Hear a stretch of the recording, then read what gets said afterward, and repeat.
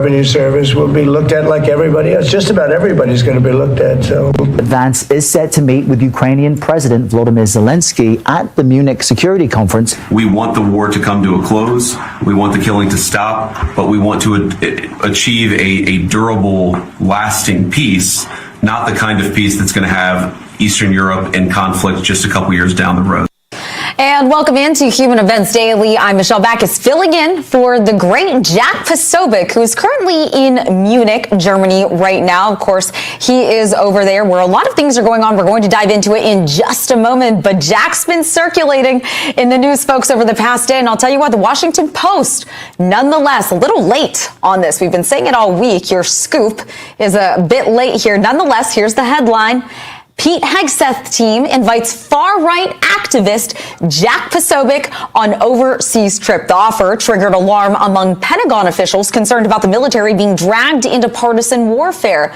Far-right activist? You couldn't say veteran, naval intelligence officer. You couldn't say New York Times best-selling author, father. You couldn't say husband. It's really interesting because when does the Washington Post ever talk about a far-left activist? I'm waiting on that one. Let's bring in Kevin Posobiec as well. Kevin, I don't know. Jack being labeled as a far-right activist, to me, I just think that they're getting desperate at this point. A majority of Americans, quite frankly, and this is true through the mandate, don't care. We don't care. This is supposed to be fear-baiting. This is supposed to be so viral. Nobody cares. The only people that care, that's right. We can talk about these Pentagon officials. No, it's the deep state. The deep state that has been corrupt and just riddled with fraud over the past 4 years. That's who cares. You know, Michelle, it's great to be back with you. It makes me think of the Eagles parade today, actually. Nobody likes us and we don't care. You know, that was the Eagles phrase recently. But everyone likes us, Kevin. Let's just look at November. Everyone likes us. That's true. That's right. That's right. And we're not. We're right so far, I think is the term as well. It's amazing to see. You got Danny Lamb trying to blast Jack about it, and I love what you said there. It's only taken them all week to really catch up, and you know why? Because we're the media now. Like, sorry, Mr. Danny Lamb, like we have access and you don't. He wasn't invited on the Trump envoy to Europe. Sorry, you know, he probably couldn't pass the PE test, the PT test to get out there anyway. It's amazing that they're just catching up now. Yeah, what really cracks me up, Kevin, is they have it as breaking news. We have this inside scoop. This has been a thing for days. You're late to the game, and that's exactly why, Kevin. We are the media now. This is a new generation, and we are advocating free speech, not these closed-off informational rooms that only some people have access to. Don't go anywhere.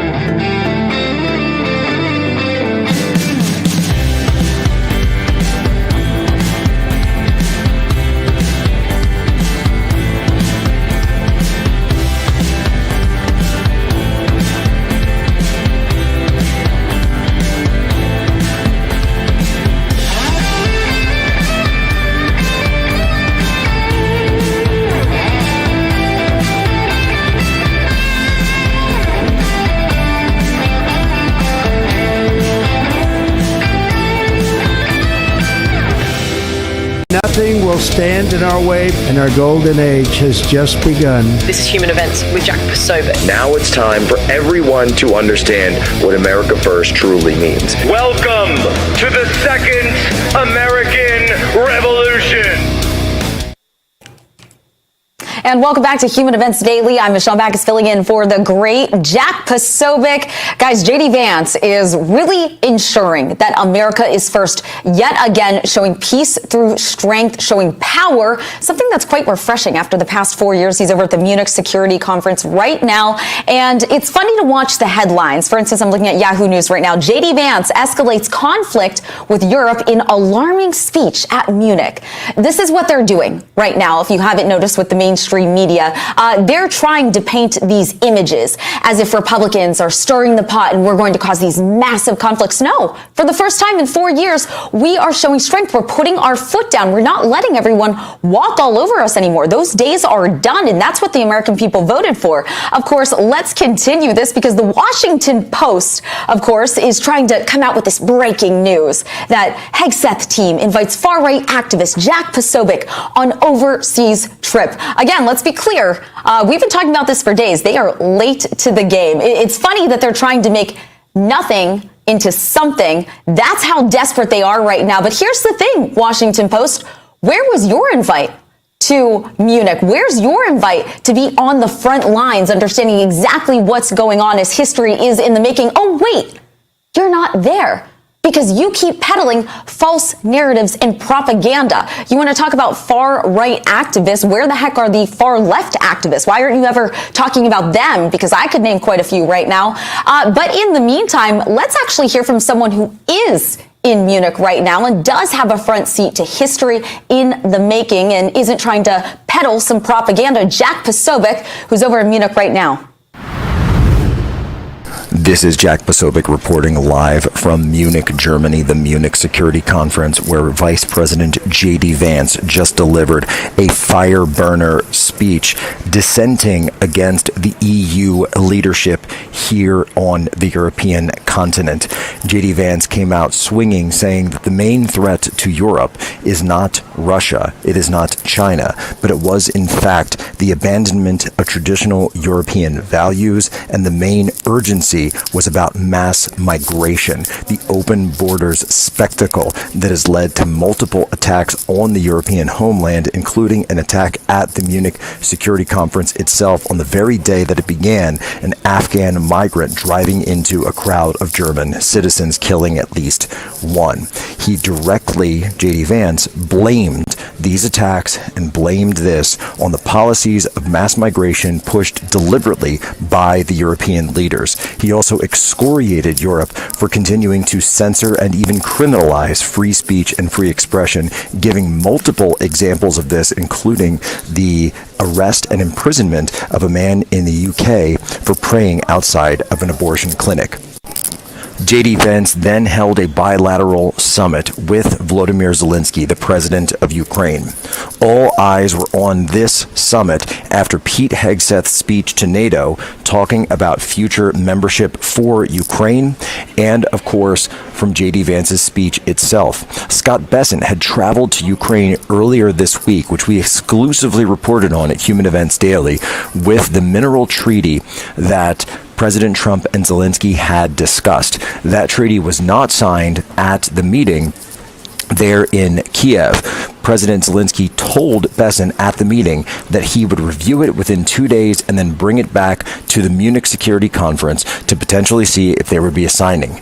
As of this report, it does not appear that Zelensky has signed the mineral deal that was discussed very publicly by President Trump and by J.D. Vance and presented to him by Scott Bessent, the Secretary of the Treasury. It remains to be seen what Zelensky is asking for. In Kiev, we reported exclusively on the ground from Human Events that Zelensky was asking for a security agreement and potentially more material aid to the Ukrainian state in their fight against Russia, to provide for the ability to wind things down as well as for a lasting peace. The Washington Post is also reporting that multiple members of the U.S. congressional delegation, senators who are here in Munich, presented Zelensky with essentially the same document asking him to sign regarding the minerals. Zelensky, according to the Washington Post, politely declined. All of this goes to show that the entire European delegation here to Europe has not ended with a direct deal between the U.S. and Zelensky. Instead, President Trump's envoys, as we have discussed all week, Secretary Scott Bessent, Secretary Pete Hegseth, and Vice President Vance, as well as Secretary of State Marco Rubio, who also participated in the meeting between Vance and Zelensky, have led to a sea change in opinion and a sea change in the directionality of the Ukraine-Russia conflict, a way in which President Trump personally came in and stated that he is now conducting one-on-one negotiations with President of Russia, Vladimir Putin. What this means is that NATO, of course, is very, very upset. The leaders of the European nations are very upset. One European leader, defense minister of Germany, coming out in response to J.D. Vance's speech and even said that its speech itself was completely inappropriate, while J.D. Vance is still here in Germany.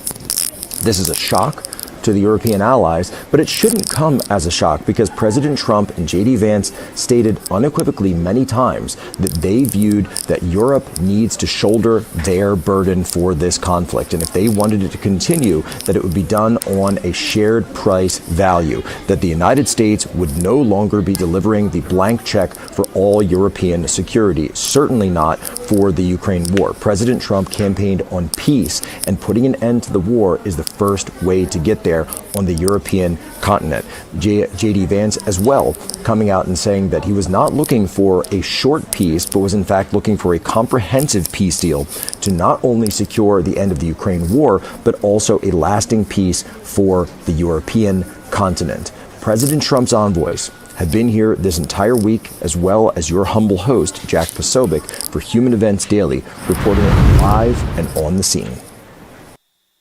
That's the key word, on the scene, live there in Munich, where history is happening, where real news is happening. Let's bring in Kevin Posobiec as well. You know, Kevin, it's interesting that other nations want to come for J.D. Vance as he talks about them needing to step up because the U.S. pays 60% of NATO's defense bill. Listen, we have been carrying the burden for way too long, and I don't think they're used to somebody coming up and actually showing strength. We're not allowing other nations to walk all over us anymore. No, we sure aren't. And it reminds me, in 2017, Trump went over to NATO the first time and said, "Listen, we're not paying anymore. You guys are going to pay up now." And I believe it was 2% GDP spent on the defense, and Pete Hegseth said that we're going to raise it to 5%. And it turns out Poland actually is already doing that, which is amazing to see. And yeah, I really like that J.D. Vance put out there that the main threat is against European values, and also the mass migration, but it's God, family, and country. And where do we see that? Is historically from Europe, but also in America, and these are things that we really hold in high regards. So why is that such a problem to see in Europe? Why do we have so many more of these crimes happening from Afghan immigrants running over people outside of the conference? What's going on here?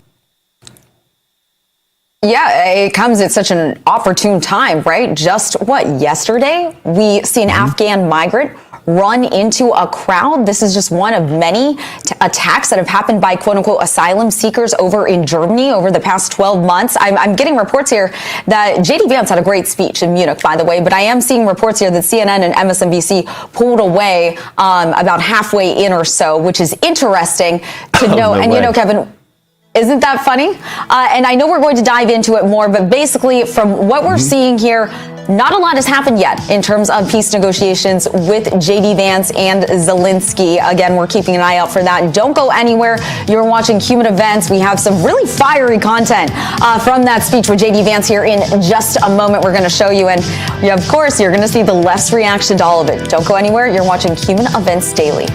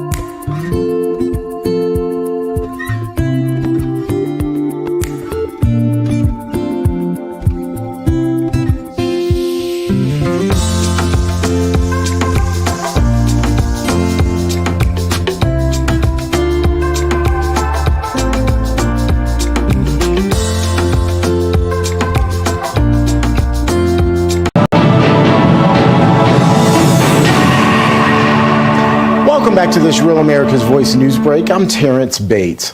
Hamas is out with the names of the 3 hostages who are set to be released tomorrow under the terms of the current ceasefire deal with Israel. The group includes American-Israeli Sagui Dekel Chen. Interestingly, the 3 people scheduled to be released are all dual citizens, but Chen is the only one with ties to the United States. If the trio isn't released on Saturday, Israel says it will resume its attacks on Gaza and Hamas. The warning coming after Hamas said that it was postponing the release of the hostages amid accusations that Israel had violated the ceasefire agreement. President Trump then stepped in with a warning to Hamas saying the ceasefire should end if the hostages aren't brought home. Under the deal, 33 hostages should be released during the first 6 weeks. In return, Israel is allowing 1,900 Palestinian detainees held in Israel to go. 2 of President Trump's most controversial cabinet nominees are confirmed, sworn in, and on the job this morning. A third, FBI Director Kash Patel, could win confirmation before the full Senate as soon as today. The Senate Judiciary Committee, advanced his bid to lead the Bureau on Thursday with a 12-2 vote. In the meantime, the country's new Health and Human Services Secretary, Robert F. Kennedy Jr., was sworn in Thursday during a brief ceremony in the Oval Office. He doubled down on his promise to improve the country's food standards in the office that his uncle once occupied as president. By the way, President Trump's Education Secretary nominee Linda McMahon also sat for a confirmation hearing on Thursday. Her job may be a bit short-lived, though, if President Trump has his way, as he is looking to do away with the Department of Education. Well, it's a new day and a new executive order for President Trump. He is set to sign his latest measure around 1 o'clock this afternoon. But this morning, there's lots of buzz about the president following through on his promise of reciprocal tariffs with the country's trade partners. After signing an EO on reciprocal tariffs on Thursday, the commander-in-chief immediately trotted out the new policy before India's prime minister during talks at the White House. That's a quick check of your headlines. I'm Terrence Bates. Today, they talk about influencers. These are influencers, and they're friends of mine. Jack Posobiec. Where's Jack? Jack, who's done a great job. I look to Sweden, where 2 weeks ago the government convicted a Christian activist for participating in Koran burnings that resulted in his friend's murder. And as the judge in his case chillingly noted, Sweden's laws to supposedly protect free expression do not, in fact, grant, and I'm quoting, a free pass to do or say anything without risking offending the group that holds that belief. And that is Vice President J.D. Vance at the Munich Security Conference with a blistering speech that the mainstream media is trying to twist already. They're very on it today. Must be a slow news day. Now, really interesting because he name-checked every single European country that violated very blatant free speech rights. He's calling out countries, he's calling out specific incidents, and we've seen this firsthand. Look at what's happening over in Europe right now when citizens try to speak out specifically on the massive amount of its asylum seekers, as we're still saying that are coming into the country, and ultimately, a lot of them, let's look at what happened yesterday in Munich, are causing issues. They're terrorizing the citizens. A lot of the citizens don't want this either. Let's also bring in Kevin Posobiec for more on this. Kevin, I'm reading some articles here. For instance, here's one. J.D. Vance escalates conflict with Europe, an alarming speech at Munich. They're trying to do anything they can at this point to make it seem as if the Republicans are going to cause conflict and they're off their rocker. Let's remember what happened when Kamala Harris went to the Munich Security Conference as opposed to J.D. Vance. That's right, Michelle. So I keep recalling that meme that's going around with Elon and Doge, really, where it's like, if there's people exposing fraud and then there's other people saying, hey, stop doing that, that's usually the people that are guilty. So it's It's like that analogy we said the other day. If you're cheating on your girlfriend and your girlfriend has to go through your phone, if you have nothing to hide, why aren't you going to give your phone over? But if you have something to hide, you're not giving your phone over. That's right. That's right. And we're just putting our finger in the wound over here. And it's been going on for about a decade, really, with the mass migration. You have people like Tommy Robinson, Mike Cernovich, Jack Posobiec. They all went over and reported on these immigrants, most notably like the Muslim rape gangs, everything happening with like Ubers and just general violence against people that you're claiming you're a refugee coming into somebody's country and then berating and attacking people, totally disrespecting where you're going to. And this is why we need an end to the war. If you don't have a war, you can't have refugees.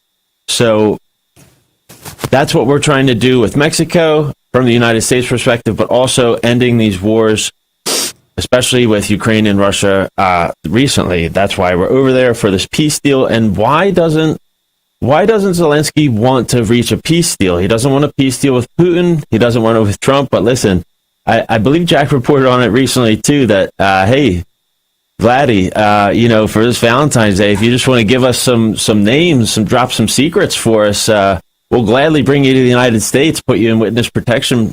You want these security guarantees. Like, is that code for you want to make a deal with Trump and, just wash your hands? Because we know all the billions of dollars that we sent over to you aren't in your hands anymore. It went all in the black market and you don't have any leverage in making this deal anymore. So what do you want to do? It's your move. And I think having a real president in office now definitely gives us the leverage to accomplish that. What do you think, Michelle? Well, and that's the golden question, Kevin. He talks about these security guarantees. What exactly is that? What does that entail? Is this on behalf of your people? Is this on behalf of specific people? Is this on behalf of you alone? Because there's a lot of things that happened in Ukraine over the past few years that we still aren't uncovering. And as we know, the Biden administration, Joe Biden, has got some extra bumps in pay from the things going on over there. And as we've reported multiple times, I mean, the Mexican cartel literally has U.S. weapons that were supposed to be sent to Ukraine. Zelensky has admitted that he doesn't know where some of that money went. That was billions of dollars. And not to mention countless lives that were just wasted and died for nothing. It's interesting because really Zelensky's only bargaining power, Kevin, was these rare earth materials. But if he's not willing to come to the table on that, really, what does he have left at this point? He doesn't have anything. We're going to go over there and strike a deal. He thought it was going to be farmland, but nope, we're going over. We're going to get some lithium. We're going to get some titanium and clearly the uranium, which is what everybody's after. And hey, this is going to be more of just American dominance. It's great to be winning again. And it's just amazing that Zelensky couldn't figure this out ahead of time. But here we are. Yeah. Here we are. We're going to take back America. We're going to take back all the taxpayer-funded things. Jack and I went over there when we gave them $40 billion, saying what's going on here, and now we're in upwards of hundreds of billions of dollars that Ukraine has taken from us. We are just Ukraine's sugar daddy. I'll tell you what, we're finally putting our foot down. We're realizing our worth. That's a joke. If anyone lives around the area, they might be able to get that. All right, you're watching Human Events. We'll be right back with more. Don't go anywhere.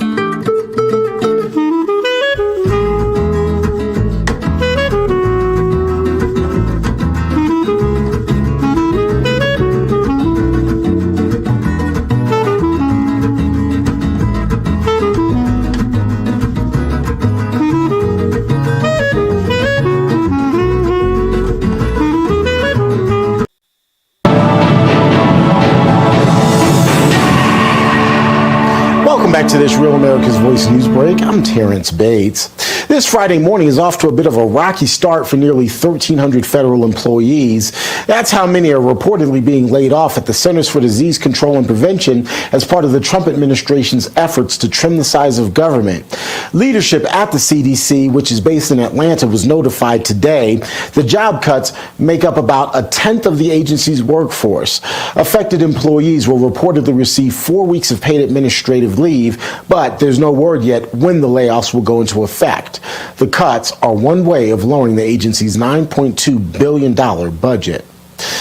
Vice President J.D. Vance making his first appearance on the world stage as President Trump's second in charge in advance of meeting with Ukrainian President Volodymyr Zelensky on the sidelines of the Munich Security Conference in Germany to begin peace talks with Russia and Ukraine. The vice president also reminding our NATO allies of what's at stake this weekend. But while the Trump administration is very concerned with European security and believes that we can come to a reasonable settlement between Russia and Ukraine, and we also believe that it's important in the coming years for Europe to step up in a big way to provide for its own defense, the threat that I worry the most about vis-a-vis Europe is not Russia, it's not China, it's not any other external actor. And what I worry about is the threat from within. The retreat of Europe from some of its most fundamental values, values shared with the United States of America. Meantime, as the vice president begins working on a peace deal to end the war between Russia and Ukraine, Ukrainian President Volodymyr Zelensky saying that he'll only agree to meet with Russian President Vladimir Putin face-to-face after a common plan is negotiated with or through President Trump. He also says he believes President Trump is the key to ending the war. Meantime, Hamas is out with the names of the 3 hostages set to be released tomorrow under the terms of the current ceasefire deal with Israel. The group includes American-Israeli Sagu Dekel Chen. This is a continuing story that we'll continue to monitor for. And Jack, where's Jack? Where's Jack? Where is he? Jack, I want to see you. Great job, Jack. Thank you. What a job you do. You know, we have an incredible thing. We're always talking about the fake news and the bad, but we have guys, and these are the guys who should be getting Pulitzers. Welcome back to Human Events Daily. Guys, as Trump continues to make massive waves and put this country back on track, you also have these federal judges, activists is what I would like to call them, that are continuing to try and block the MAGA mandate. Again, this is what a majority of Americans here voted for. This is what Americans wanted. They voted for reform, and they received it with President Trump. They received it with his cabinet picks and the moves that are being made right now. And yet you still have the deep state. You have these bureaucrats, the Democrats, everyone that is getting paid off and has been infiltrated in D.C. over the past 4 years, freaking out. In fact, we were just talking about it yesterday. Criminal defense lawyer searches are up on Google now in Washington, D.C. I wonder why that is. It's interesting, though, because you keep hearing from Democrats the term constitutional crisis. Remember when they were talking about threat to democracy? Well, that didn't work. So now they're in constitutional crisis. And we have our own little term that Josh Hammer, the host of the Josh Hammer Show in America on Trial, is now talking about, called judicial insurrection. Let's bring him in right now, along with Kevin Posobiec, to explain exactly what's going on there. Josh, thanks so much for being with us. You talk about a term called judicial insurrection. Break that down.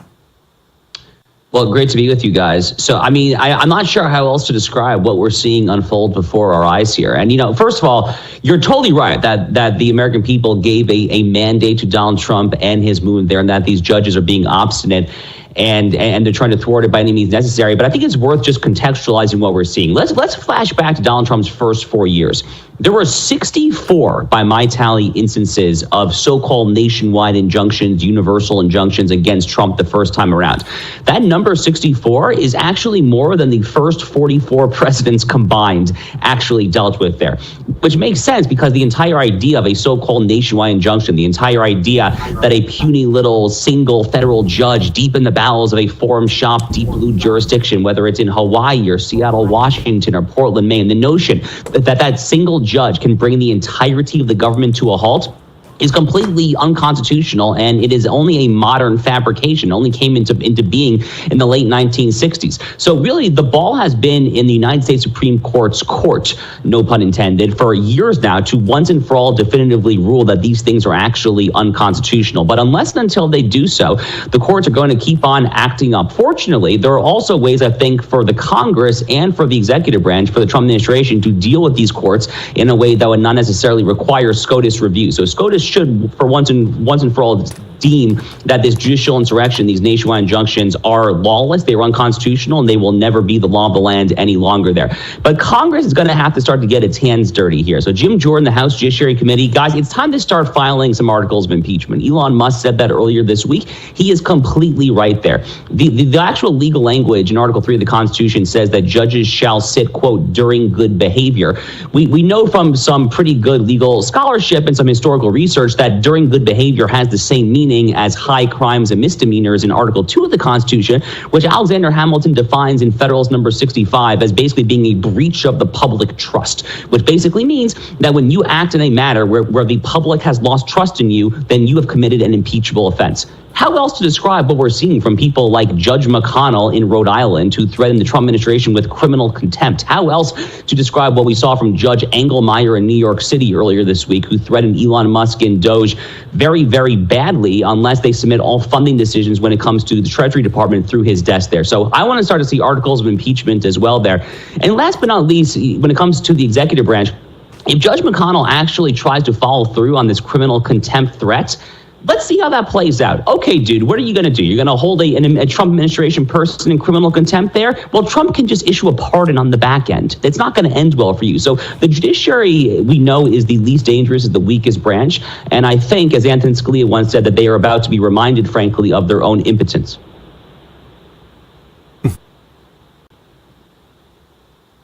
Well, just to follow up there on that, Josh, talking about Judge McConnell here, he had insisted that it's okay for judges to have personal opinions and allow that to influence their decisions. It's on camera. Natalie Winters actually uncovered that just the other day. He calls President Trump a tyrant. I mean, how is this okay? Yeah, I saw that clip from Natalie. That's a great poll from her.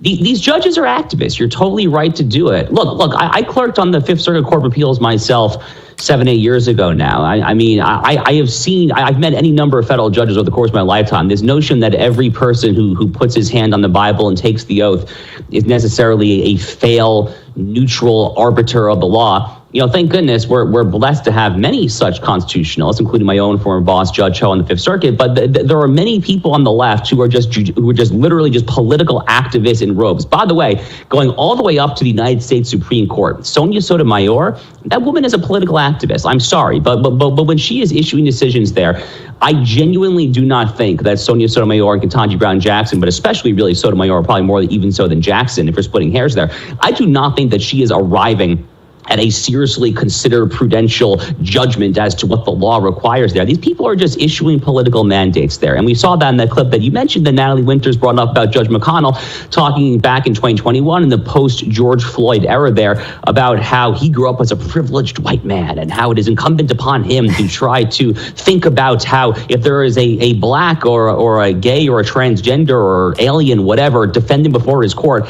he has to think about how the criminal law should apply to him. You know, what happened to the good old notion of equality under law, the good old Declaration of Independence, the 14th Amendment to the Constitution, the Civil Rights Act there? You know, once upon a time, this country actually stood for equality under law. I'm heartened to see that was basically what Trump won on, in contrast to their dystopian vision there. But these judges have to be taught a pretty severe lesson, I fear.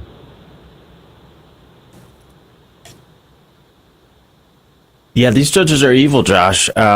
I gotta say, it's amazing to see such a pushback, and like you said, Sotomayor and Ketanji Brown Jackson, who doesn't even know what a woman is, push back against all these Doge policies being put in place, and they're just on their heels. They're getting put back on their heels. I saw just yesterday at the Maryland State House, just outside of D.C., there's a trans protest going against the laws coming down there, saying that they're going to be stripping funding for sex change surgeries, and now even like U.S. District Judge Brendan Herson got blocked by President Trump's EO on this as well. And also the hormone drugs for minors. Like, why are we seeing this? Why are we seeing such lawfare now? Well, their first form of preferred lawfare failed, right? I mean, their first form of preferred lawfare was the prosecutorial element. I mean, that was so-called special counsel Jack Smith. By the way, I call him so-called because he's actually not a legitimate special counsel, as Justice Clarence Thomas and Judge Aileen Cannon in Florida both correctly ruled. But we saw that lawfare from Jack Smith. We saw that lawfare from Fani Willis in Georgia. That case technically is not over yet, actually, which is kind of weird, but I guess it'll come to a formal end one way or the other. It'll peter out here essentially of its own accord. Alvin Bragg in New York City. So that lawfare failed, right? I mean, the American people voted for Donald Trump, all these stupid criminal indictments notwithstanding there. So now they're on to their next stage of lawfare, which is the judicial insurrection. But again, they're the weakest branch. That they have it coming at this point, I think. All right, so Josh, Letitia James isn't going anywhere, unfortunately. She held a press conference earlier today raging about the Trump administration after they halted payments to New York City. Let's remember, by the way, what was it, $59 million FEMA sent to New York to house illegal immigrants while our own people were freezing in the cold from Hurricane Helene. This comes as well as Pam Bondi, new attorney general, announced that the DOJ has filed charges against the state of New York, Kathy Hochul, Letitia James, the DMV commissioner.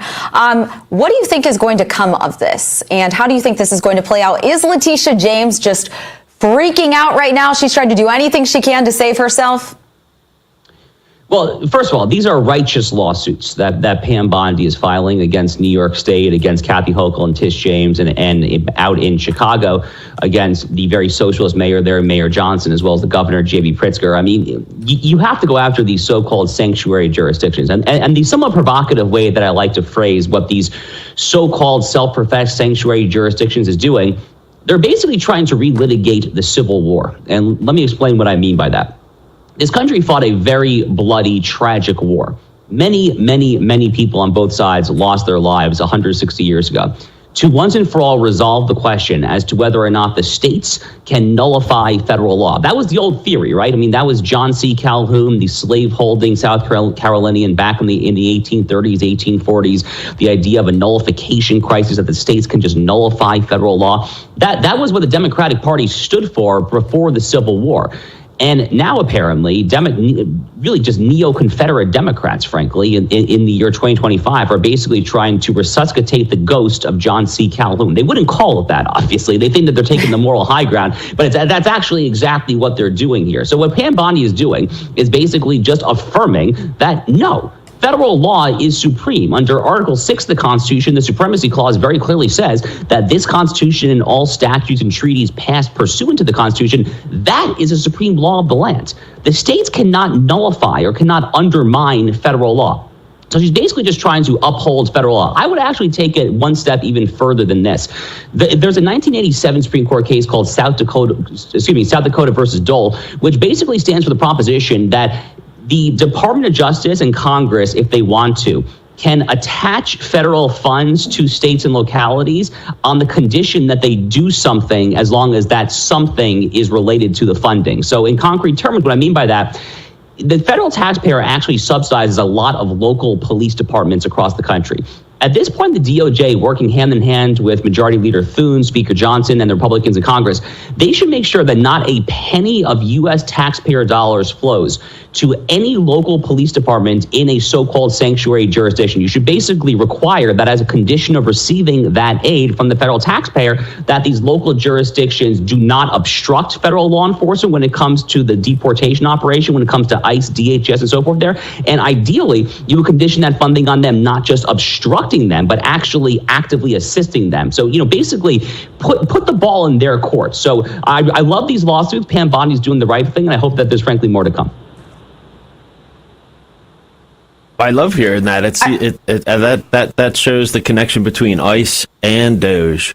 It's incredible to see, and we just had that report from Tom Homan there too, seeing if AOC might be in some deep water there, teaching people how to resist ICE.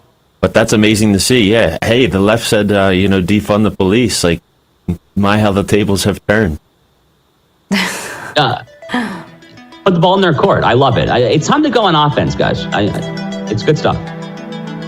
It's time to go on offense. Josh Hammer from the Josh Hammer Show. Thank you so much for being with us and providing that insight as well. Do not go anywhere. You're watching Human Events Daily. I'm Michelle Backus, filling in for the great Jack Posobiec, who's over in Munich right now, causing an uproar with mainstream media, which is quite literally outdated media at this point. We're going to have more right after the break. Don't go anywhere.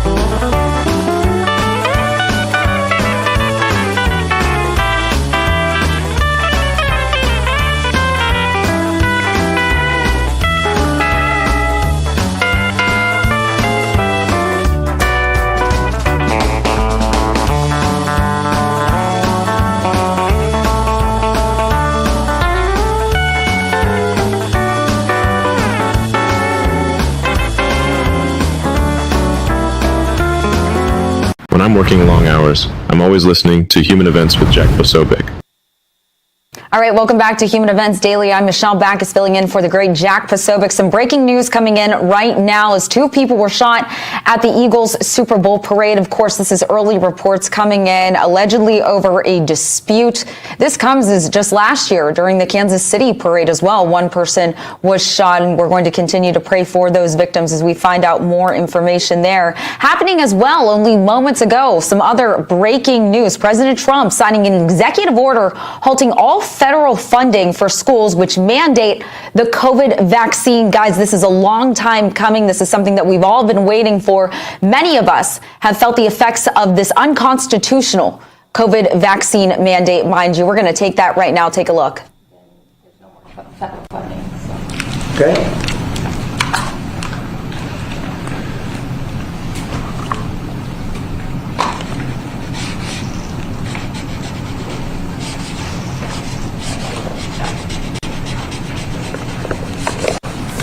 Okay, that solves that problem. So will the Department of Education have to handle that? Yes, it'll go through the Department of Education. Okay? Thanks. Okay. I make one comment, Mr. President? Yes, please. As a father of 9, thank you. We should have parental freedom to decide what vaccines our kids take, as opposed to school systems and governors forcing upon the people that love these kids the most, which is the parents. So thank you for saying that. Great, thank you very much. People wanted that very badly. Okay. Okay, and here is an executive order establishing the National Energy Dominance Council. So that will be chaired by the Secretary of the Interior, Mr. Burgum, and the Vice Chair, Chris Wright. And so this will reduce costs with respect to energy, establish American independence with energy, and also unleash energy dominance. Good, thank you. And this is a big deal. We have more energy than any other country, and now we're unleashing it, to put it nicely. And I'd like to ask Doug, you're going to be heading it up. You and Chris, would you say a few words about it, Chris? Yeah, absolutely, sir. Good afternoon. President Trump wisely understood that under the Biden administration, there was a war against American energy, and today that war officially has ended. President Trump on day one declared a national energy emergency. And this is a real emergency because under the Biden administration restricted the production of oil and gas. Production's still coming, but when you stop holding leases, when you take 625 million acres of land out of ocean land, out of production possibilities through an executive order, you're really restricting the balance sheet of America. But today, as President Trump said, this is unleashed. The National Energy Dominance Council will be made up, all the folks that are standing beside me here, other cabinet leaders, and many more, represent President Trump's wise decision that we need a whole-of-government approach to unwind. The Biden administration had a whole-of-government approach that had the war against U.S. energy. Now we need to turn that around 180 degrees and unleash that potential. We've got to unleash it from the Gulf of America all the way up to Alaska. We have amazing resources in this country, and we haven't been getting a return on them. Many of these are under public lands. The interior has 500 million acres of surface, 700 million acres of subsurface minerals, critical minerals, and offshore close to 2 billion acres. And that balance sheet is the biggest balance sheet in the world, and it's been completely underutilized. Everybody knows we have 36 trillion in debt as a country, but no one knows how many hundreds of trillions of dollars of assets we have. And President Trump is asking us to go get a return on that investment for the American people. And with that, we're going to have prosperity at home with lower prices, and we're also going to have peace abroad, because the wars that we've been engaged in, or our allies have been fighting over the past few years, have been funded by the oil sales of our adversaries. And so we have an opportunity, and we also are in an AI arms race with China. The only way we win that is with more electricity. And we also have an energy emergency in terms of electricity. Too much intermittent, unreliable, not enough base load. We've been shutting down the base load that we have. President Trump is going to reverse that, and it's going to allow us to win the AI arms race, which is the most important thing that we have to do relative to our future. So with that, I want to say again, thank you to President Trump, and I want to thank my fellow members of the Energy Council here. I'm going to kick it over to the Vice Chair, Chris Wright, who's the Secretary of the Department of Energy. Thank you, Secretary Burgum. Today is truly a great day for our country today. And Secretary Burgum laid out so many of the problems the last 4 years. If you put barriers in front of energy, you make it more expensive, you make it less reliable, make it harder to do business here, and harder for our consumers to pay their bills. With this fantastic action from our president, we now have authority across the government to lean in to fix these problems. And I'll start out with one specific right away. This morning I signed our first LNG export license, unpausing the pause in action. The Commonwealth LNG project that'll be on the Gulf Coast in Louisiana is now officially ready to go. This will be a large construction project for American workers. It'll draw demand for more American energy production that'll be shipped overseas to our allies. Many more of those to come. We're also working aggressively to roll back standards that have made appliances more expensive for Americans. And dishwashers that take 2 hours long and don't get your dishes clean. Nobody likes that. That's about standing in the way. And with this President Trump and our new National Energy Dominance Council, there's so many things we can do to make American lives better, bring down costs, and grow opportunities. And with that, I'm going to kick it over to a fellow member of the Council, our Administrator of the EPA, Lee Zeldin. Thank you, Secretary, and honored to be serving on the Energy Dominance Council. At EPA, we're doing our part to power the great American comeback. And President Trump has made it clear that he wants EPA to be doing our job to ensure that we are unleashing energy dominance however we can help, that we are assisting in making America the AI capital of the world, that we are pursuing permitting reform, that we are helping to bring back American auto jobs. This is the mandate of the American public. The Trump mandate, it was clear, and the guidance from President Trump to me when he asked me, thankfully, for the opportunity for us to be able to serve together in partnership to unleash energy dominance. This is a moment that we must meet. To that end, it is important to note that the prior Biden-Harris EPA issued a waiver to California for tailpipe emissions. This was a rule that should have been submitted to Congress. We will submit it to Congress. Congress will have the opportunity through the Congressional Review Act to make that waiver go away. We will do everything in our part to help the American people to make life in America more affordable. The golden age of American success is upon us. If you're excited about the last 3 weeks, that was just a taste of the main event, the entree to come, the next 4 years being the greatest term in the history of the American presidency. With that, I'd like to introduce Sean Duffy. Thank you. So, first of all, thank you for the work on dishwashers. We use more water to wash our dishes before we put them in the dishwasher. That's right. We're not saving water, we're using more water, so thank you for that. But I'm also joining the EPA. We introduced our rules to start to look at the CAFE standards. So we're looking at how much it costs for end users when they put gas in their car. And the Biden era standards are costing billions of dollars in taxes and carbon credits, which drive up the cost of vehicles. And so we're going to remedy that, rectify it, and make sure we're bringing down the cost of the car. Number one. Number two, like I just mentioned, Mr. President, per your direction, we are going to move forward with a permitting process for the Texas Gulf Link deep water port, making sure we can move energy in and out of the country. So that was held up for 5 years, and it was stonewalled. Bureaucrats got in the way. We're now going to move forward with that and making sure we have great oil infrastructure. Good, thanks. Howard Lutnick? Yes. So, the nanny state. You're feeling the end of the nanny state. From straws made of paper to regulation endlessly harming Americans and holding us back. It slows down our production and manufacturing, which we were talking about with the Prime Minister of India yesterday. You're hearing that about energy dominance. It's going to go away. We're going to care about Americans. The Trump administration and this president cares about Americans, and you're going to feel it change. You're going to feel the price of energy coming down. You're going to feel prices coming down. You're going to feel an explosion. The golden age of manufacturing of America has always been there. It's just been stifled by regulation, and that time is over. Thank you very much. Please. Mr. President, I just want to say that you've built such an incredible team, and Secretary and Chairman Burgum, that he's been working on this his whole life. And so what I expect you to see, sir, is action as early as next week that is going to shock people about how good it is for Americans. And so thank you for your leadership, sir.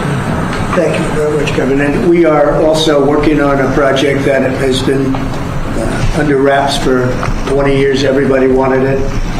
It's been held up by New York.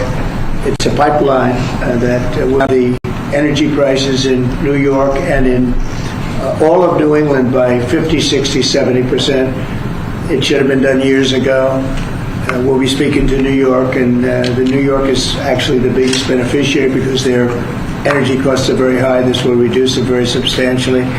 But all of the governors want this to happen, and I think it's going to happen. It's now going to happen. It's something that's would rather not have to go eminent domain. We'll do that if we have to in New York, but hopefully we won't have to do that. This again will bring down energy prices in New England by numbers that nobody can even believe, probably 50, 60%, maybe even more than that. A lot of them don't even pay energy because they have no energy. They use logs. They go out and they cut down a tree. It's really a terrible situation. So we're going to get this done, and we can have it done once we start construction. We're looking at anywhere from 9 to 12 months, if you can believe it. It's going to go very rapidly. The other thing I'd like Doug to mention, the 635 million acres that Biden so viciously took out of our net worth. If you look at it from the standpoint of a company, you talk about net worth. They've destroyed our net worth. We're putting it back. It will be back as of this afternoon. And Doug, could you mention that? All of the millions and millions of acres that he just handed back. Yes, the executive order by President Biden that wiped out these trillions from our balance sheet. President Trump signed an executive order instructing me as the Secretary of the Interior to unban that ban, and that's been accomplished. And so those are back on the U.S. balance sheet. Okay. Sorry, which one is that? The 625 million acres of offshore that was banned from further lease sales. Further anything. 625 million acres is Right. 1/3 the size of the lower 48 that was taken off our balance sheet. It's back on there now. President Trump cares about the American people. He knows that these public lands belong to the public. They don't belong to Washington bureaucrats from the prior administration, and we're going to make sure that we get a return on investment for the American people. The amount of money that he took off our balance sheet, if you look at his balance sheet, it was incalculable. Nobody's ever seen anything like it. And he did that, I guess, in the last few days of the administration. He just wiped it out. 635 million acres, which if you sit down and look, it's a major part of the ocean. And he just gave it away and took it away. And fortunately, it wasn't done with an act of Congress or anything. And we did it in a, I think, very abbreviated, very quick, and very legal procedure. And it's now back on our balance sheet. It's back as part of our country. What they did was so horrible. It was just a terrible thing to do. An unbelievable thing to do. Also, they mentioned dishwashers and sinks and showers and the whole thing. We're going to get rid of those restrictions. You have many places where they have water. They have so much water they don't know what to do with it. But people buy a house, they turn on the sink and water barely comes out. They take a shower, water barely comes out. And it's an unnecessary restriction. And basically, I think we're going to be going back to the Trump rule. We had it, and everybody was happy, and then these people came in and they restricted it again. So we're going back, and we'll get it approved by Congress. In addition, we'll get it approved by Congress. So for 4 years, it's good, but we're going to get it permanently taken care of. And again, very environmentally friendly. But we want to be able to, when somebody turns on a sink to wash their hands or presses the button for a dishwasher, and there's barely enough water there's no water. And you know what they do? They press the button 10 times. They run it 10 times. So it ends up costing a lot more. So I know you're working on that. And where are we on that? We're working closely with the Department of Energy with regards to rules that were enacted during the Biden administration. Inside of the EPA, we are overhauling the water sense standards that are there to update them for the American people, to bring down cost of living and combat inflation, and just pursue common sense. Good. Well, we have more oil and gas than anybody else in the world. We're opening up ANWR again. As you know, we got something Ronald Reagan couldn't do it. No president was able to do it. I got it. And the first week in office, the Biden administration terminated that. ANWR is the biggest site, probably bigger than Saudi Arabia. We don't know yet, but it's of that size or bigger. And we hit gold, and I call it liquid gold, but we hit gold, and for whatever reason, they terminated it, and we were just ready to start utilizing it. This could take care of all of Asia, energy-wise, very close to Japan. In fact, Japan wants to go and be our partner doing the pipeline going right into the ships. So they expressed tremendous interest. So did Prime Minister Modi of India. And just in closing, both Prime Minister Modi and the Prime Minister of Japan, both very good people, they said we couldn't make a deal. We couldn't get any energy. I mean, you wonder what was going on with our country. They couldn't make a deal to get any energy from the Biden administration. They just couldn't do it. There was nobody to deal with. They didn't know how to go about it. And they're very happy that we're here. But we're going to really benefit our taxpayers, and we're going to benefit our country. So I want to thank everybody for coming. This is a very big bill. This is really going to be energy dominant. We're going to be energy dominant like nobody else. And This doesn't even discuss all of the electricity that we're going to be producing for all of the AI plants. You know, they need double the electricity at least that we have right now. So you take all of our electricity that we have all over the country just for AI to do it right and to win that war, which we're leading by a lot because of what we've done over the last few weeks. We're leading by actually a lot. But if you take all of it, we have to double our electricity needs just for the AI, and that doesn't include the other technologies. So it's a real honor to sign this bill. We're going to also work on CAFE standards. Lee, you're going to be doing that and make that whole situation, bring that back into reality, and I think very quickly, having to do with cars. Thank you very much. Did nobody cut any tariffs yesterday as part of your meeting? No, but in 2 weeks we will have another one. Yesterday was very big. Reciprocal tariffs was very big, and I explained to the Prime Minister of India, Prime Minister Modi, very good man. His tariffs are very, very high. India's tariffs are among the highest. And I said, well, now, you know, we were very low. We were the lowest. They're just about the highest. There are others as high, but not much higher. And I said, no, from now on what we do is what you charge us, we charge you. It's very simple. So whatever you're charging us, you can go as high as you want. Whatever you charge us, we charge you. Did he make any pledges? And I wouldn't say they were thrilled to hear that, but that's the way it is. Tariff, I told you, is a beautiful word. Fourth most beautiful. Did he make any pledges about BRICS nations not undermining the dollar? You had threatened tariffs. BRICS, the BRICS nations, I think that's breaking up very rapidly. We said that if they're going to go and do anything to undermine the dollar, that includes China. I don't even know that they're a member of BRICS, but they had a few nations get together to try and play cute. And I said, we're going to put 100% tariff on every one of those nations. And at the mere thought of saying that, I think that's all broken up. That idea is no longer sale. Now, that would be a terrible thing for our country. It would be bad for the world. They wanted to undermine the dollar. 6 nations got together. They wanted to undermine the dollar. That didn't work out too well. Not going to happen. And we're getting along with a lot of nations now, frankly. There's a lot of respect for the United States. We have regained the respect that we should have. But we've also done things to deserve it. I mean, we've freed up our country. And you're going to see this is basically energy dominance. And it's going to be environmentally clean, environmentally wonderful, and taxes will be very reasonable based on this. We're going to make more money than anybody's ever made with energy. We have more energy than anybody else, and it's clean energy, very clean, beautiful energy. We're lucky. We have it. I call it liquid gold under our feet, and we're going to utilize it.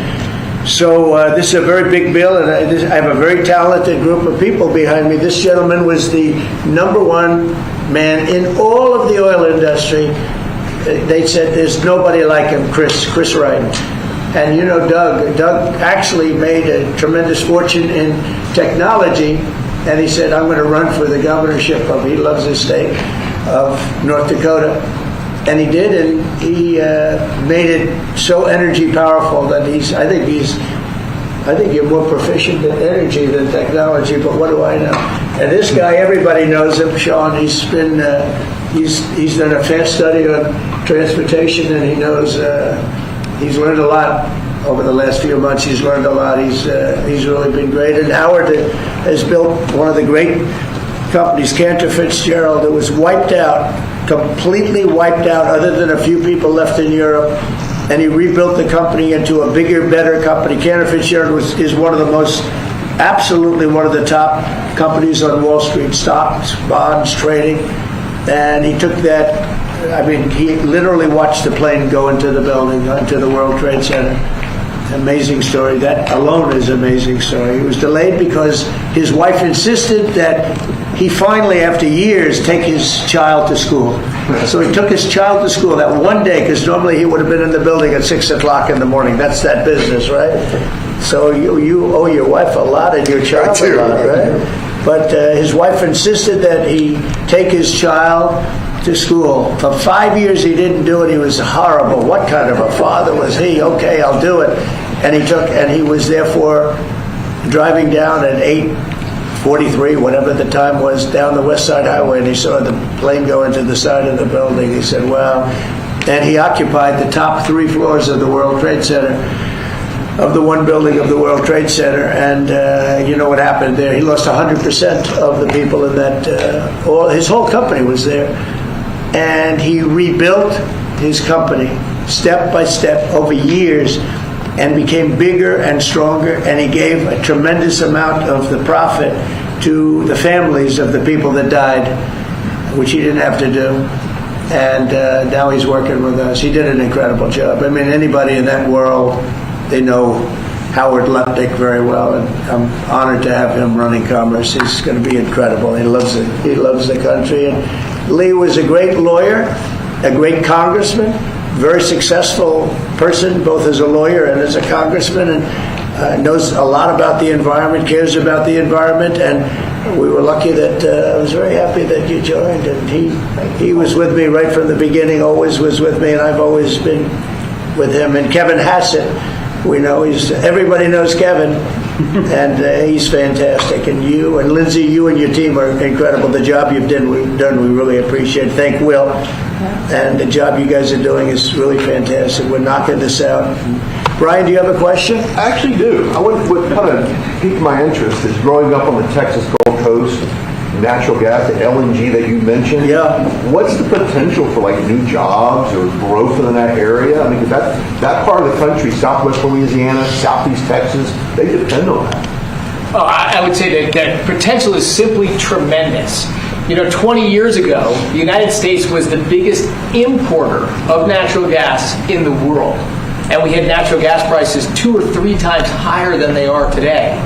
But with shale revolution and great entrepreneurs in Texas and Louisiana and across our great country, we are now today the largest net exporter of natural gas in the world. And so much of the world is depending upon natural gas is the fastest growing energy source, has been for 50 years. We were the driver of that, and then we paused. We stopped our ability to grow natural gas exports. Both the Japanese government and Indian government expressed great distress about that. They're going to count on energy imports from the U.S., and we may just change our mind. So I think they're thrilled to see the actions of this president say America's open for business.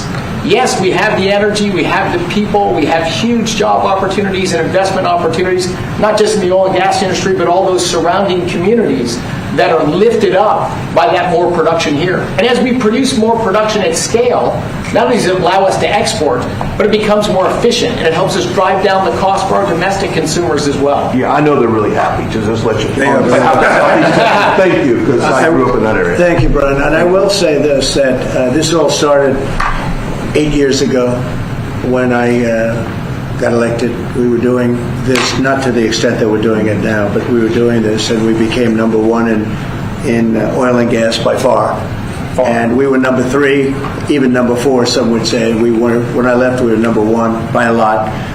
And then they pulled way back, and the prices started going through the roof. And then they went back to my plan, but by that time the prices had already gone up, so they really disrupted it. But now we're going to take it to a new level. It's going to be amazing. And we're also, it's very powerful, clean coal.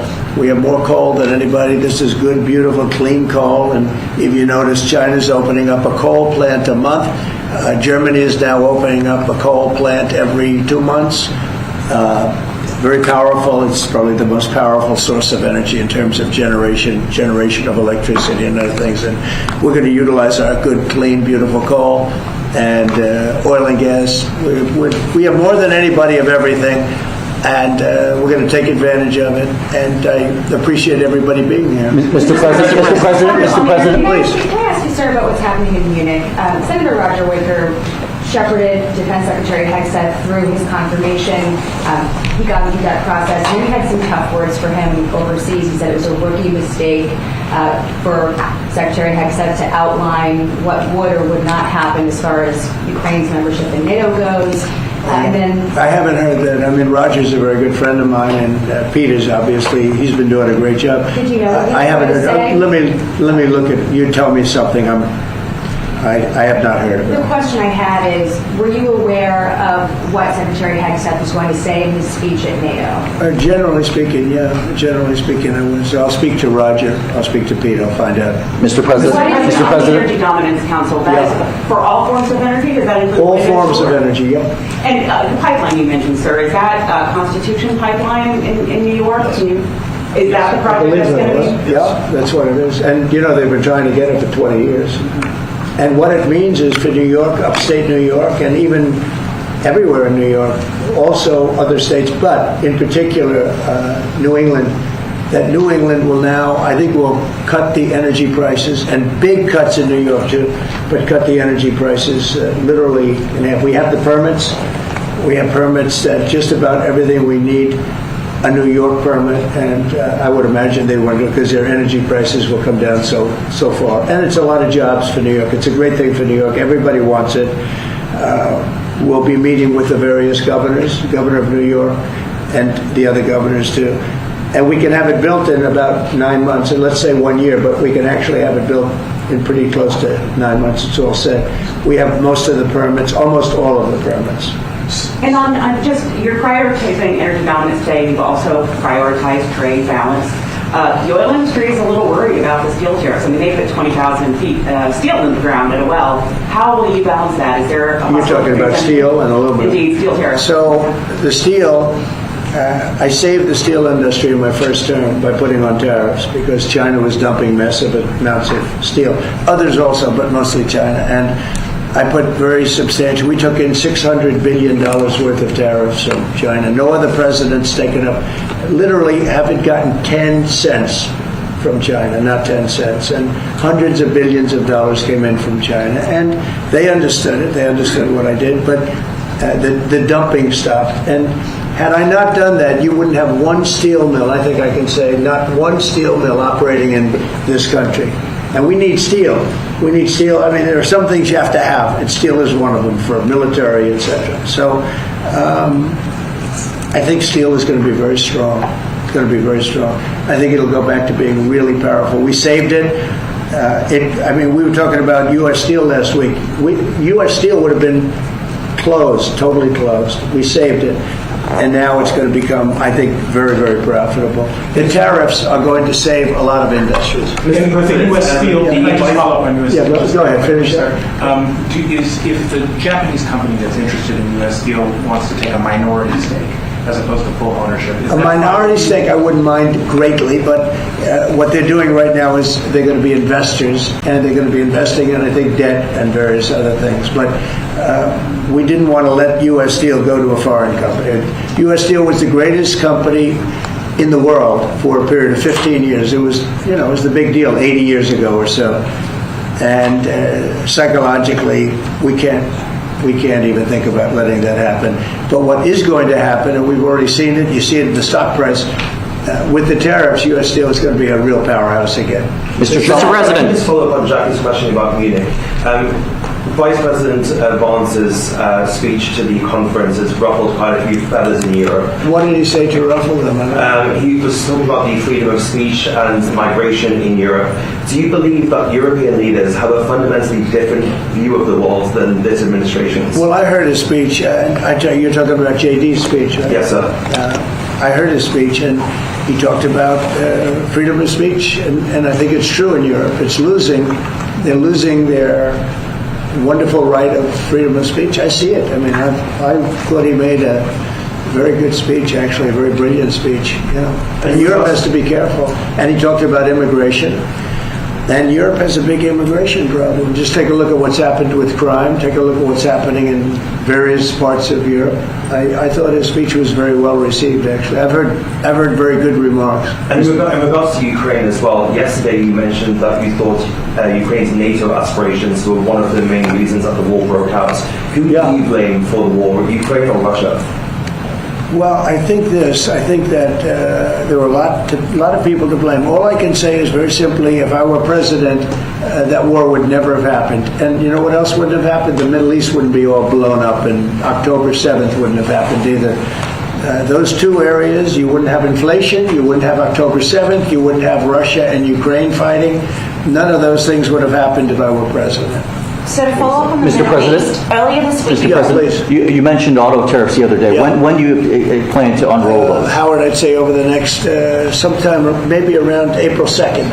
I would have done them on April 1st. Believe it or not, I'm a little superstitious. No, literally, we had it planned for April 1st. I said, let's make it April 2nd. You know how much money that costs? That costs a lot of money just that one day, but we're going to do it on April 2nd, I think. Is that right? That's right.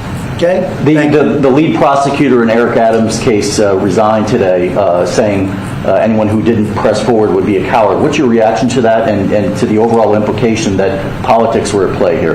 Well, I don't know about it. I mean, obviously, I'm not involved in that. But I would say this, that if they had a problem, and these are mostly people from the previous administration, you understand, so they weren't going to be there anyway. They were going to all be gone or dismissed. If not, they know on Tuesday they're all being dismissed. You know, the whole country is being, because what you do is you come in and you put new people in. So when you say resign, they're going to be gone anyway. But I know nothing about the individual case. I know that they didn't feel it was much of a case. They also felt that it was unfair with the election. Look, I would know that better than anybody because I was weaponized more than any human being in the history probably of the world. And I won the election in a landslide, winning all 7 swing states, winning the popular vote and everything else. Because the people got it. It was weaponized. And I was weaponized literally weeks before the election. But I think there's also something to be said. I read that. There's something to be said for what they were doing. It looked to me to be very political. But why didn't they bring this up like 4 or 5 weeks ago, 6 weeks ago, or whatever it happened? You know, they just sat around and didn't complain. Then all of a sudden they complain, and they know they're all being dismissed anyway. So, you know. Mr. President? That's called politics, I guess. Mr. President? Yeah, please. Earlier this week, you predicted that all hell would break loose if Hamas didn't hand over all of their hostages. What do you expect to happen tomorrow in terms of Gaza? I don't know what's going to happen tomorrow at 12 o'clock. If it was up to me, I'd take a very hard stance. I can't tell you what Israel's going to do. But I watched the last people come out, and I looked at it before and an after picture. One guy was a big, strong, healthy guy. Could say he was a little bit overweight. He's not overweight anymore. He looks like he just came out of the Holocaust. It looks like a Holocaust picture. I've looked at him for a long time, and they've been treated very badly. The young lady came out last week. Her hand was blown off. I mean, literally, her hand was trying to stop a bullet that was headed for her face. She put up her hand. She goes like this and wiped out her fingers and a lot of her hand. Now, I would take a different stance, but it depends. Look, it depends what Bibi's going to do. It depends what Israel's going to do. But and now I understand they've totally changed. Hamas has totally changed. They want to release hostages now again. But you have to see, this started by them saying, we're not going to release the hostages as we said we were. I said, good. You have till 12 o'clock on Saturday, which is tomorrow at 12 o'clock, to do it. And we didn't hear anything. Then all of a sudden, 2 days ago, they said, no, we've decided we're going to release the hostages. So, but I actually think they should release all of the hostages. Remember, they're probably as bad as they look. I mean, I don't like to say that, but they look real bad 4 days ago, 5 days ago when I saw them. And the young ladies that came out were treated really badly. You don't know what happened, but I do. They were treated really badly. But as bad as they look, the ones that follow probably will look a lot worse. I think they're sending out their most healthy. And they've been hit hard on that, Hamas. So they probably didn't want to release. But they changed their mind. I said 12 o'clock tomorrow, and all of a sudden 2 days ago, yesterday, they said they're going back to releasing. But this all started by them saying, we are not going to release any more hostages. And then yesterday they said they are going to release the hostages. But I think they should release all of the hostages. Do you have a reaction? Mr. President? About 75,000 workers took this deferred resignation. It's a little bit short of the 5 to 10% goal you were hoping to hit. Do you think you'll have to make up the rest of that number? No, look, that's 75,000 more than we would have had. And nobody knows what that final number is, because in the end, I think a lot of people aren't going to show up to work. A lot of people, they got used to staying home and quote, working. But, I wonder if they had other jobs or other things. They have a lot of problems with that. No, 75,000 is a lot of people. And we paid them well. You know, we gave them a lot of months of severance pay, if you call it that. But now I think you'll probably have some more too, in addition. It's a big, tremendous saving for us. We want to downsize government, but make it better. Run it better, but downsize. Yeah, but So can I ask about the UK? I understand that you had a phone call with Keir Starmer yesterday. I did. I just signed a letter to him. He asked for a meeting, and I agreed to the meeting. We're going to have a friendly meeting. Very good. We have a lot of good things going on. But he asked to come and see me, and I just accepted his asking. Do you have a date for that, sir? And what do you hope to Very soon. I think he wants to come next week or the week after. And what do you hope to discuss? I don't know. It was his request, not mine. But, you know, I met him twice already. We get along very well. He's a very nice guy. Thank you very much, everybody. Thank you, Press. So you've been watching President Donald Trump speaking there to the media, answering a number of questions, answering questions on everything from the release tomorrow of those 3 hostages there by Hamas in Gaza to energy policy here in the United States. He also, before answering those questions, signed a couple of executive orders, one of those orders specifically on energy policy, during which he also talked about baby drilling, and bringing more oil production to the United States.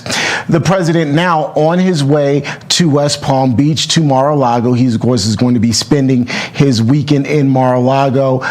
He walked out of the White House a little while ago, heading to there you go. There you see him heading to Marine Force One, and then he'll go on to Andrews Air Force Base and ultimately fly to West Palm Beach and Mar-a-Lago, where he'll be spending part of the weekend. You see the president there walking on to Marine One, and he'll ultimately then go on later on today to Mar-a-Lago. He'll be flying on Air Force One doing that. In the meantime, a lot happening at the White House as we continue to watch the president board the helicopter there. Elon Musk's Department of Government Efficiency facing media backlash over the number of young professionals on that team, some of them even being called inexperienced due to their age. A recent report identified 6 young men between the ages of 19 and 24 years old by name. They're actually playing key roles in Elon Musk's initiative. The report detailed their backgrounds, including experience as engineers at Neuralink as well as Meta. One of them even studied computer science at Harvard University while founding an AI startup. Despite their technical expertise, critics have labeled them as inexperienced, though. TPUSA contributor Joe Bob joins me now to discuss that as we continue to watch this video. Joe Bob, good to see you. Is this a case where old guys like me are getting upset with young guys who are experienced and doing the right thing? Well, I was just going to say, if that's the threshold of acceptance, I'm not sure me and you are able to talk about politics with the libs being 80 years old and more in order to be politically engaged. So maybe none of us are old enough to do anything in this country, especially with the average age of people in Congress and the Senate in like the late 70s. But it's just another double standard thing. For some reason, conservatives never get credit, and we always end up being backlashed by the libs. If it were on the lib side and it was someone super young working in the administration, they'd be like, hooray, we've got young people. But if they're young on the conservative side of the aisle, it's just the worst. They're inexperienced. They don't know anything. It's just a never-ending double standard. And the more we point it out, the more people are going to start to notice, this doesn't matter at all, or at least as much as the libs are trying to make it. And Joe Bob, what I find funny is that we don't even know these guys, their politics. We simply know that they're able to do a job and that they're good at what they do. But we don't know their politics. And quite honestly, it doesn't matter because they're bringing new ideas to this process.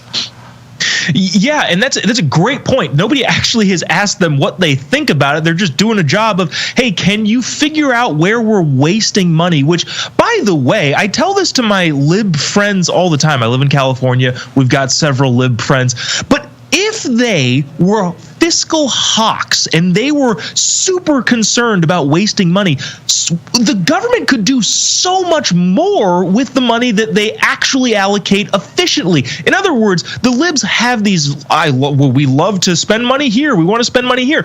Okay, if you are a fiscal hawk and you were running DOGE or the government agency of efficiency, you actually might be able to get more on your wish list. But for some reason, we have this weird reversal in what the libs are saying. Oh, we can't trust what Elon's 17-year-old kids are doing. There's so many different layers to this that don't make any sense. But again, like you said, I don't think the libs are in the business of making sense.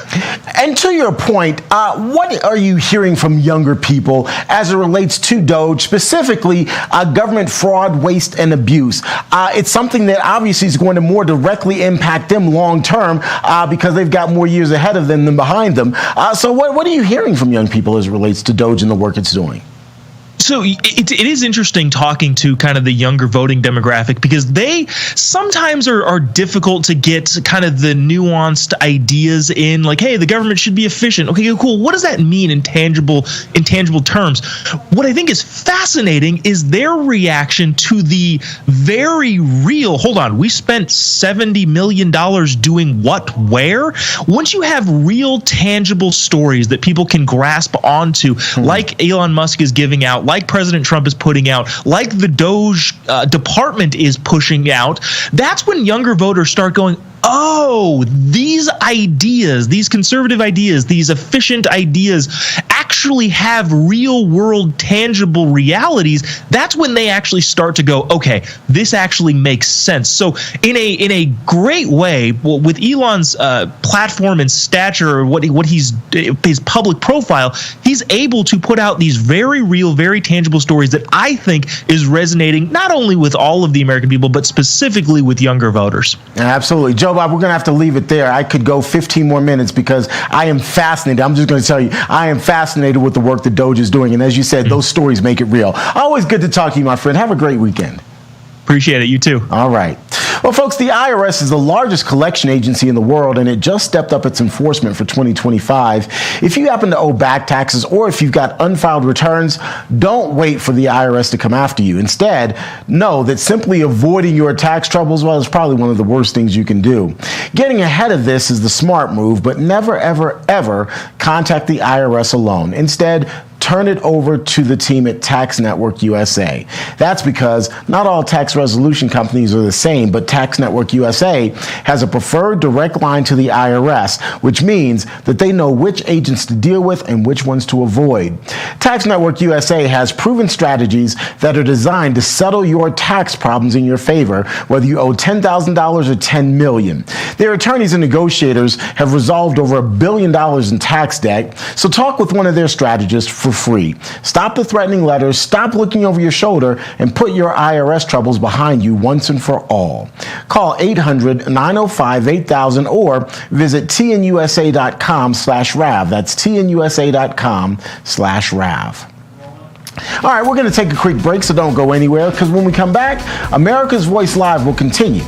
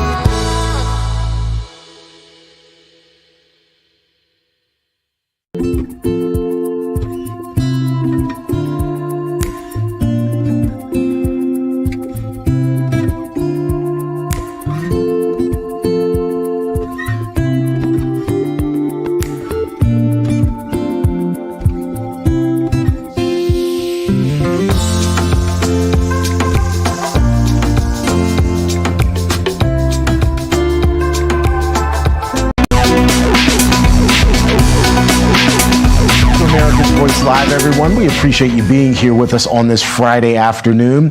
You just saw President Trump leave Washington and head back to Mar-a-Lago for the weekend. It has been a very busy week for the Commander-in-Chief, which has included visits from the King of Jordan as well as India's Prime Minister. But he has really made waves by signing what feels like an executive order a day. Real America's Voice Chief White House Correspondent Brian Glenn in Washington this afternoon after the Commander-in-Chief just signed his latest EO. So Brian, for those of us just joining, talk about the two executive orders that he ultimately signed. One had to do with energy. What was the second? Okay, well, the second had to do with cutting off federal funding to schools and universities that require a COVID vaccine. I mean, that was one of the things that, in my opinion, that was kind of demonized during COVID, forcing people to attend schools. You had to have a vaccine passport, if you will. And so he's saying no more. We're going to put medical freedom back in the hands of parents and let them decide what's best, not forcing a university to have someone be vaccinated to attend their school or university. So that was the first thing that he signed.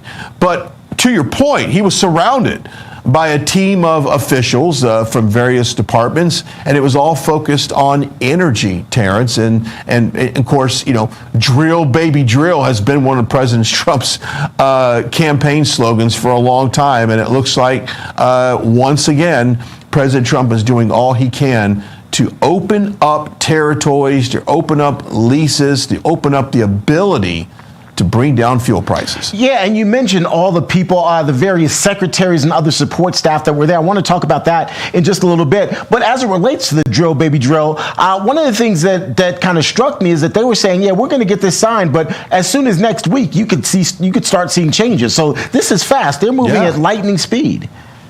Yeah, and they talked about this pipeline putting up in the New England area, going into New York. We're leaving a lot of pressure, a lot of relief to people up there. It's an ongoing project. I guess, you know, throughout the years it never got done, but it's getting done now. And they even said it would be built between maybe now and the next year, next 12 months, which is incredible. And that's going to bring huge relief to people in the Northeast. But he also talked about, and it was one of my questions, was about the LNG capabilities along the Gulf Coast and delivering natural gas, delivering this really clean energy, not only to our country, but to the world. He mentioned Japan and talks when he had the Prime Minister of Japan in town last week, talked about their need for U.S. energy. So, Terrence, you know, President Trump has done more for U.S. energy independence just in, I guess, 20, 30 minutes of that press conference than I think Joe Biden did in 4 years. Promises made, promises kept. That has really kind of been the moniker, if you will, of the second Trump presidency. We mentioned it just a little while ago. You mentioned it, and I'd like to follow up. He was surrounded by a number of his secretaries. I mean, the Department of Energy was there. The Secretary of the Interior was there. EPA was there. You know, it really goes to show that this is a cooperative thing. Yes, he is the executive. He's the chief executive. He's the president. But this seems to be a very cooperative process. Yeah. Well, you know, he's had 4 years to kind of put this dream team in place. And I think that's what it is, a dream team. So very different than the first term. First term didn't necessarily have that cohesiveness of people working together, different departments. But now he does. And I think that's why you're seeing the ball move down the court, for a sports analogy, or I should say around the track, since he's headed to the Daytona 500 on Sunday. You're seeing a lot of progress, and I think that's good, and that's what gets results. That's leadership. Yeah, and Brian, talk about kind of how this week has gone, because as I said in the intro, it was a very busy week. Like, I can't even keep up with all of the executive orders that he signed, because it seemed like on a daily basis, and it very well may have even been on a daily basis, he was signing a new executive order. It almost feels like he is really trying to put a stamp on this new administration, and he is trying to get off not just to a running start, but a sprint. He is, and going back to maybe a race car analogy, he is taking the pole position in a lot of this stuff.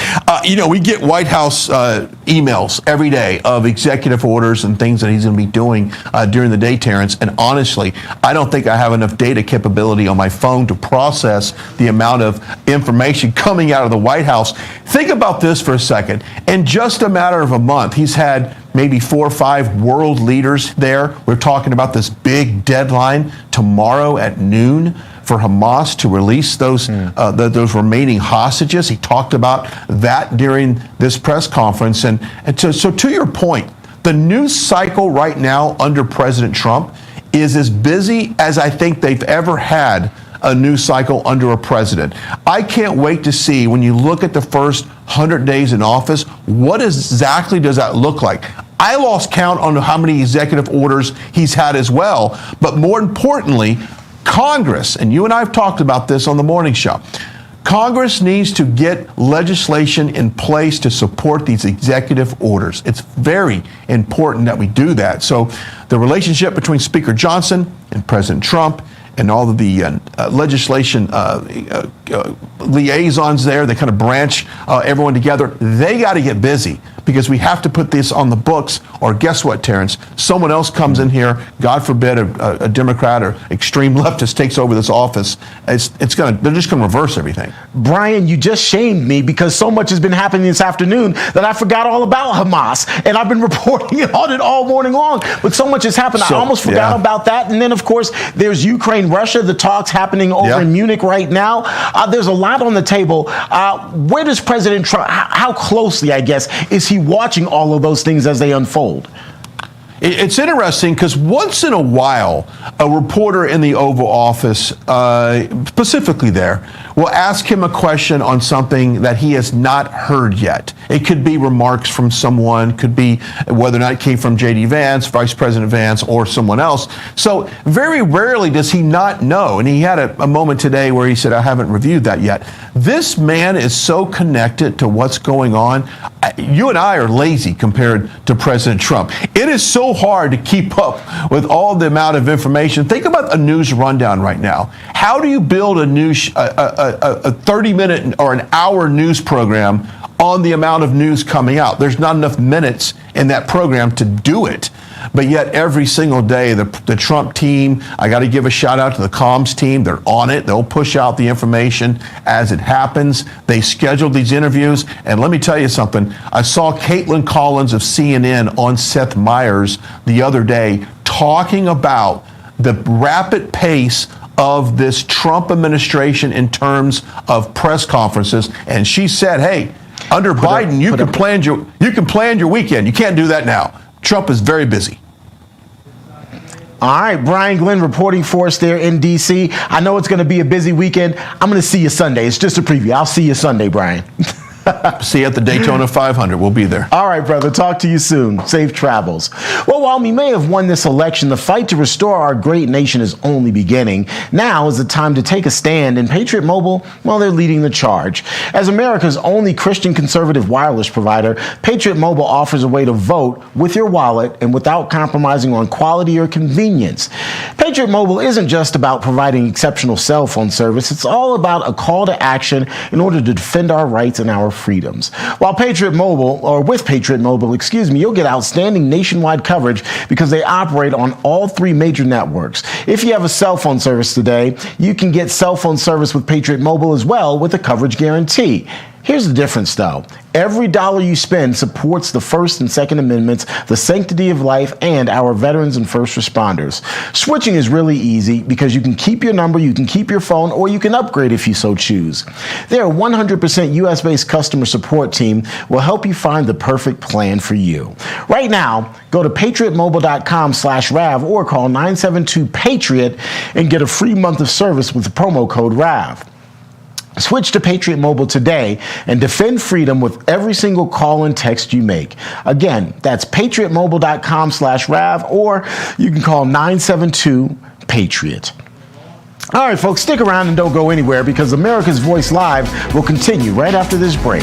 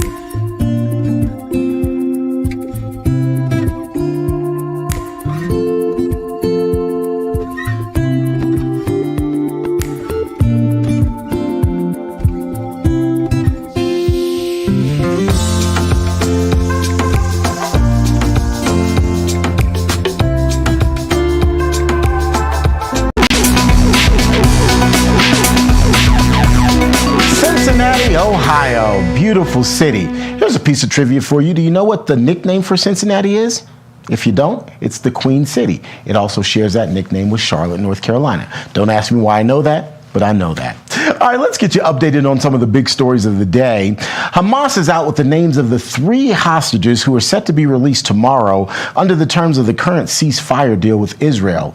The group includes American-Israeli Segui Dekel Chen. Interestingly, the 3 people scheduled to be released are all dual citizens, but Chen is the only one with ties to the United States.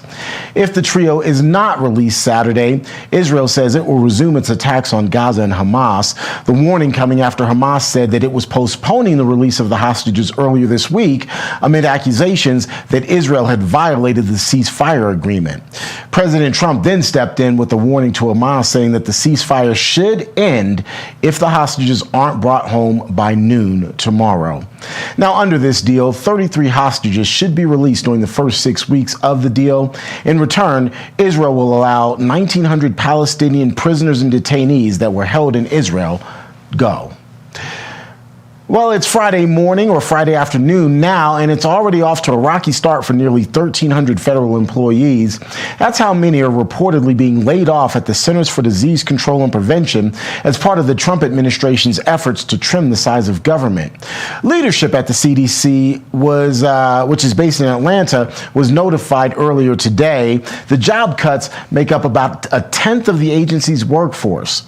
Affected employees will reportedly receive 4 weeks of paid administrative leave, but at this point, there's no word when those layoffs will go into effect. The cuts are one way of lowering the agency's $9.2 billion deficit. Vice President J.D. Vance making his first appearance on the world stage as President Trump's second in charge. In advance of meeting with Ukrainian President Volodymyr Zelensky on the sidelines of the Munich Security Conference in Germany earlier today, and he, of course, is beginning those peace talks with Russia and Ukraine, the vice president reminding our NATO allies what this weekend is really all about. But while the Trump administration is very concerned with European security and believes that we can come to a reasonable settlement between Russia and Ukraine, and we also believe that it's important in the coming years for Europe to step up in a big way to provide for its own defense, the threat that I worry the most about vis-a-vis Europe is not Russia, it's not China, it's not any other external actor. And what I worry about is the threat from within, the retreat of Europe from some of its most fundamental values, values shared with the United States of America. Meantime, as the vice president begins working on a peace deal to end the war between Russia and Ukraine, Ukrainian President Volodymyr Zelensky saying that he'll only agree to meet with Russian President Vladimir Putin face-to-face after a common plan is negotiated with or through President Trump. He also says he believes President Trump is the key to ending the war. Well, have you seen the news from economists forecasting a depression, not a recession, but a depression by the year 2030? We're in a perfect storm as Social Security and Medicare hit a breaking point with the largest generation hitting retirement. A smaller workforce means a smaller tax base, and pair that with our growing national debt and rising cost of living, and we've got a big problem. So, what are you doing now to protect your family for the future? Well, gold is a safe haven in hard economic times, and the Birch Gold Group makes it really easy to diversify a portion of your savings into physical gold. The Birch Gold Group will help you transition an existing IRA or 401k into an IRA in gold, and it doesn't cost you a penny out of pocket. Protect your future today by texting the word America to the number 989898 and getting your free information kit on gold, plus a copy of the Ultimate Guide for Gold in the Trump Era with the foreword written by Donald Trump Jr. There's no obligation here, only information. The Birch Gold Group has earned the trust of so many Americans who are looking to safeguard their savings, and you can count on them as well. Again, to get the information that you need, simply text the word America to the number 989898. Do so today. We're going to take a quick break. When we come back, we'll have a story that reminds us of just how wonderful America is. Plus, we'll have your answers to our America's Voice question of the day. There it is on your screen. How will you be spending your Valentine's Day? Smooches? We're back in a moment.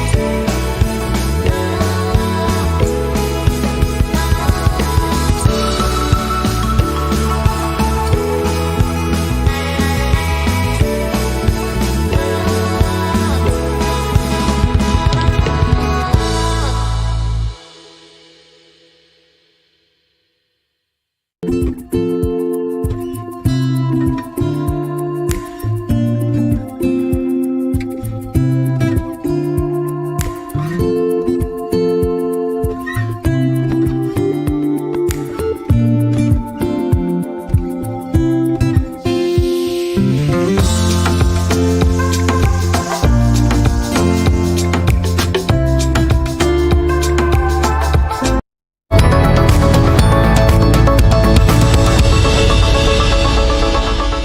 are back with What Makes America Wonderful, and one of the things that makes us so wonderful is how we love on each other and love on our neighbors. And that gets us to our America's Voice question of the day. How will you be spending your Valentine's Day? Judy Goheen, we really appreciate you tuning in here and responding. I love this answer. Watching Rav. Well, Judy, hugs and kisses to you. Thanks so much for tuning in. Up next, Hissy Boo 10 writes, a good book, healthy spinach salad, glass of champagne, thanking for another grateful day. That's an awesome way to spend the day. And Sarah Ock writes, or Sarah OK writes, marriage conference at our church. That's awesome. That's a great way to spend this Valentine's Day with your partner. Native Prophet writes, celebrating my Valentine's birthday. Happy birthday. You can bet you know what? In 31 years, I have never forgotten her birthday. So celebrating a birthday on this Valentine's Day. And Boat Rider 615 writes, spending my day with one and only sweet lady I call mother. Nothing like a mother's love. Very cool there. Give your mom a big old hug. Thanks to each and every one of you for tuning in today on this Valentine's Day. Enjoy your Valentine's Day with whomever you choose. And we'll see you back here on Monday. Have a great weekend, everyone.